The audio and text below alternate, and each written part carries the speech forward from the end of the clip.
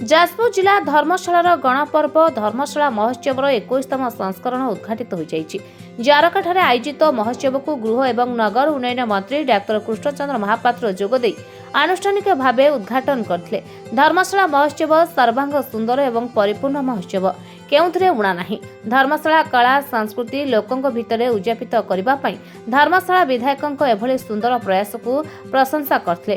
ଉତ୍ସବ ପାଇଁ ଉତ୍ସାହ ମହୋତ୍ସବରେ ପରିଣତ ହୁଏ, ଯାହାକି ଧର୍ମଶାଳା ମହୋତ୍ସବ ଉଦାହରଣ ସୃଷ୍ଟି କରୁଛି ବୋଲି ମନ୍ତ୍ରୀ କହିଥିଲେ।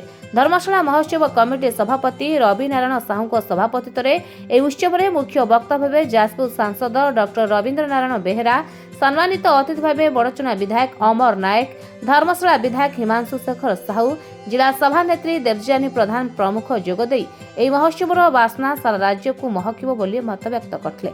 ସନ୍ଧ୍ୟାରେ ନାମୀଦାମୀ କଳାକାରଙ୍କ ପକ୍ଷରୁ ସାଂସ୍କୃତିକ କାର୍ଯ୍ୟକ୍ରମ ଅନୁଷ୍ଠିତ ହୋଇଥିଲା।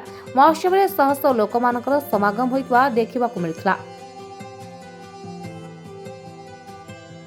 आनंद महाआनंद सेभली जो उत्सव ये पालन होता आज महाउत्सव परिणत लोक मान जो आग्रह उत्साह बढ़ी विभिन्न जगार पाइबे कटकर दहीबरा कटकर आलुदम पूरी दशा एभलिया विभिन्न खाद्य खाइबे मनोरंजन सहित व्यंजन तेणु ये निश्चित भाव में धन्यवाद देवी पूजा कमिटी तथा मोर सान भाई लिकु साहू को जो भाव में ये कार्यक्रम हो रंगारंग कार्यक्रम 13 दिन धरी हो छोट कथा नुहे एत बड़ अनुष्ठान को एत दिन धरी करवा ये गोटे निश्चित भाव में बहुत बड़ कथा अच्छी तेणु या समस्त उपभोग करते आज बहुत आनंदित है। ये धर्मशाला वासी प्रबल उत्साह केन्द्र बिंदु बनी पिलादिन आई फिल नस्टालजिक जोटा कहते पिलादिन बहुत अनुभूति जो आम लक्ष्मीनारायण पूजा कहूँ किंतु आज ये महोत्सव जहाँ धर्मशाला महोत्सव गोटे महाद्रुम परिणत होती बहुत सुंदर भाव डिजिटल इनाग्रेशन कराला माननीय मंत्री